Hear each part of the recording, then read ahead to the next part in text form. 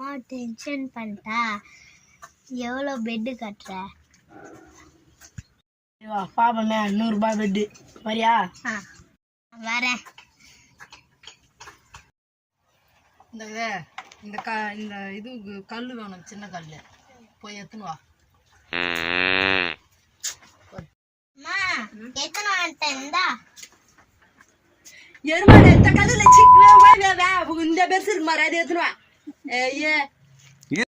இந்தாமா, நீ தானே பெரிய கல் கேட்ட.